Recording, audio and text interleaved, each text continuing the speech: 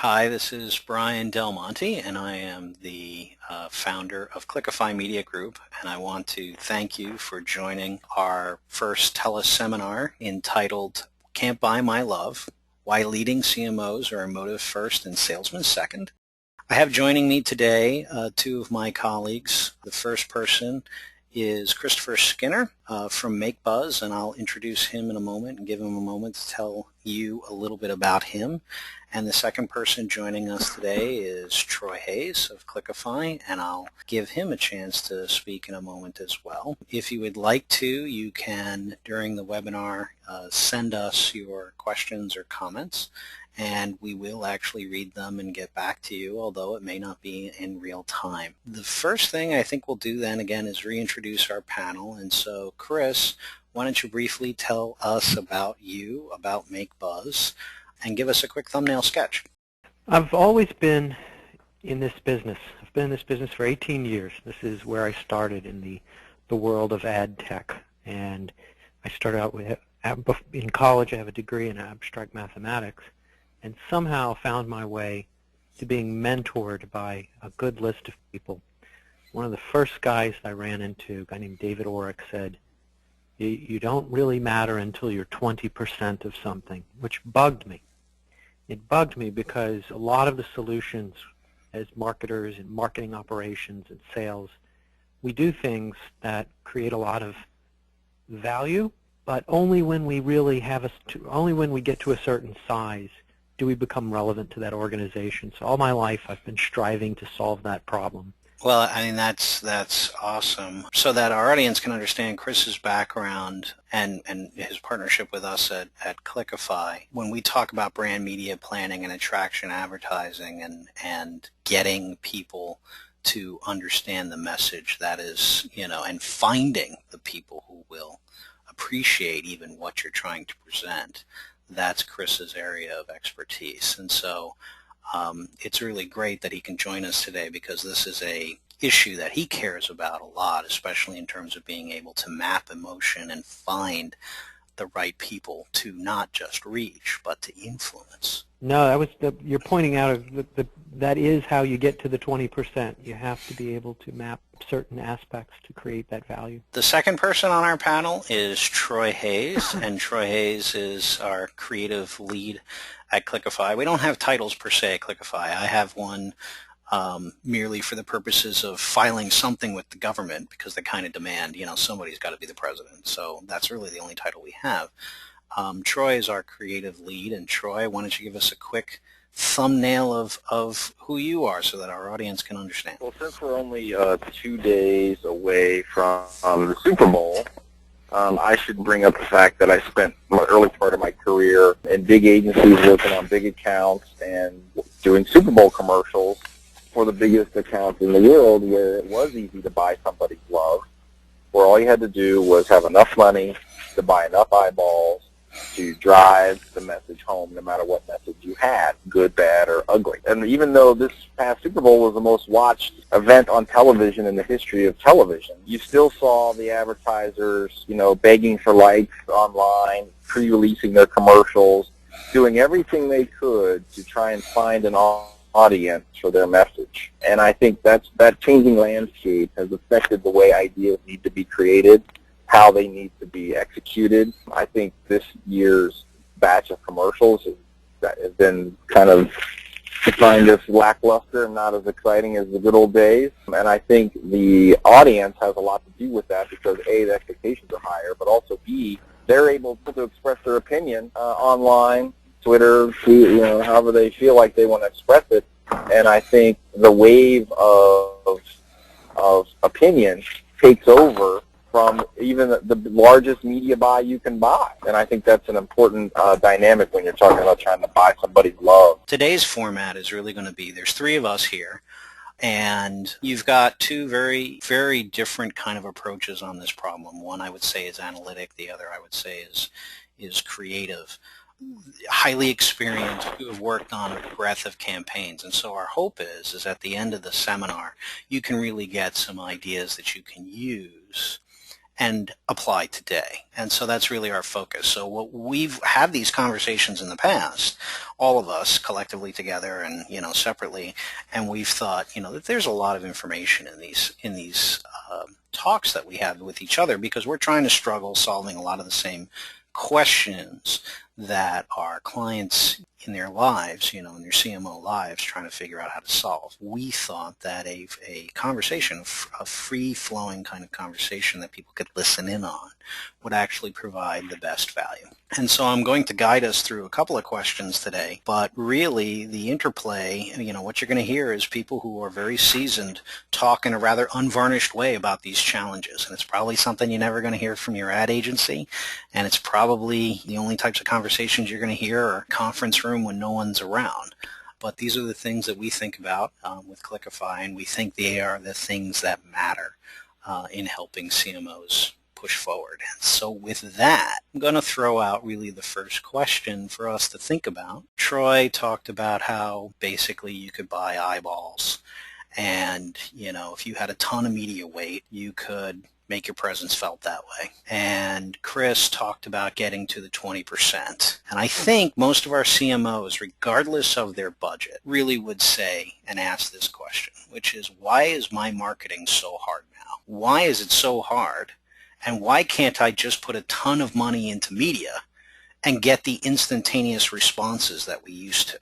Chris, what do you think? One of the problems that I see every week is the amount of VC-created ad tech in the digital space.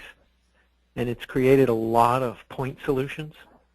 It's created a lot of demands to install these different things, these different pieces and parts, and connect them together. And there's just not enough talented people out there to put all this together. Every brand I know struggles with building out their architecture. And it creates a lot of complexity.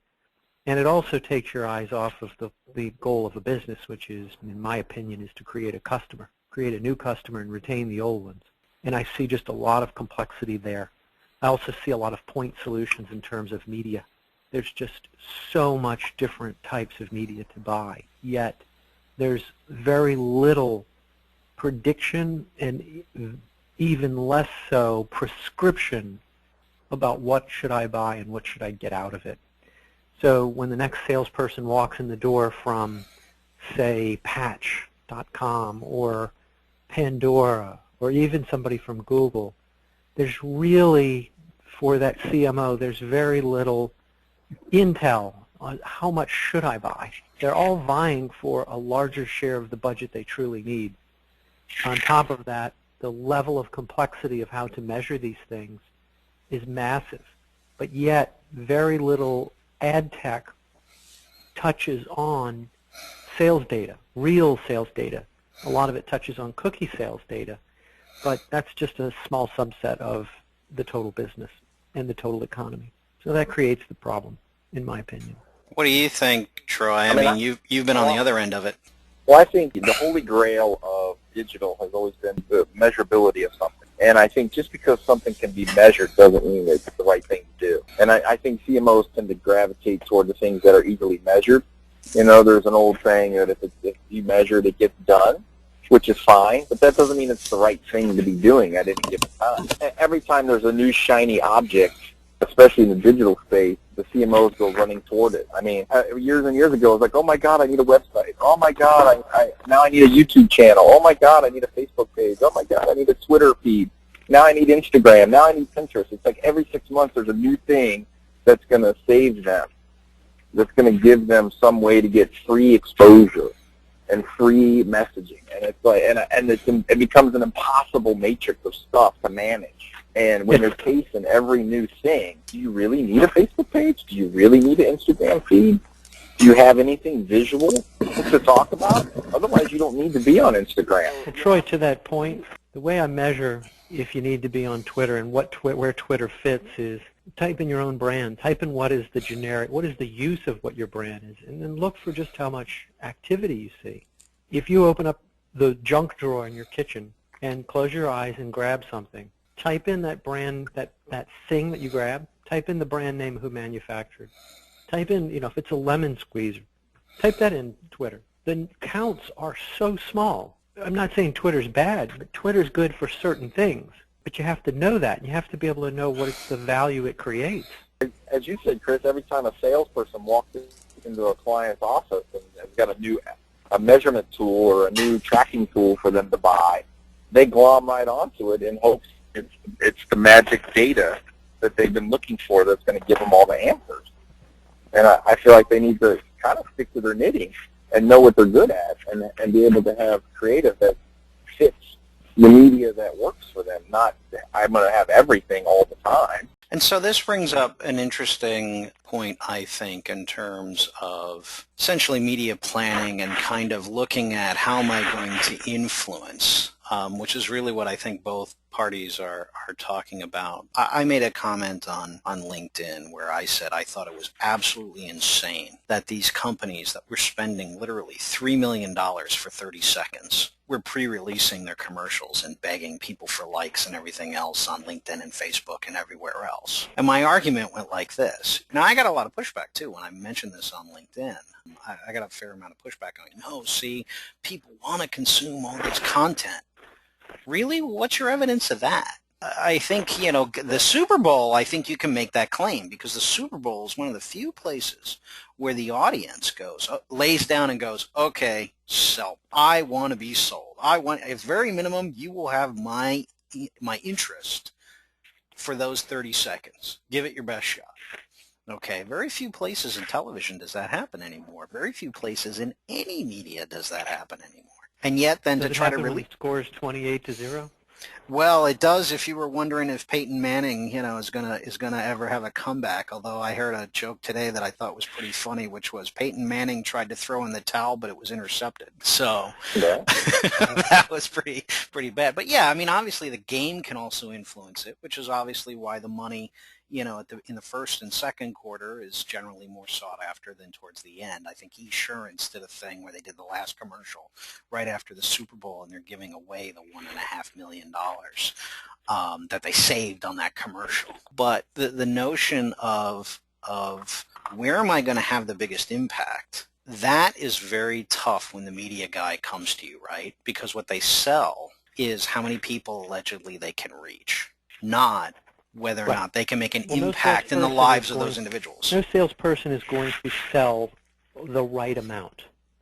No salesperson is going to say, my viewable impressions on this media, on these pages, is only 10%, but you should buy it at $8 CPM. No, they're always going to punch ahead, far ahead of where they should, and they should. This is their job, is to hit quotas and numbers. But especially in the digital world, I can't speak to Troy's world, but in the digital world, it's definitely a buyer beware mentality out there.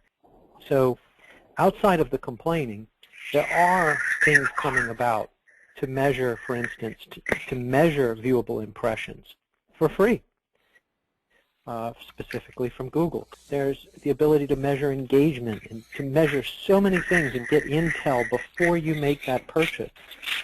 And I call it generally media data, and this media data is finally being presented before you buy. And why on earth would you not?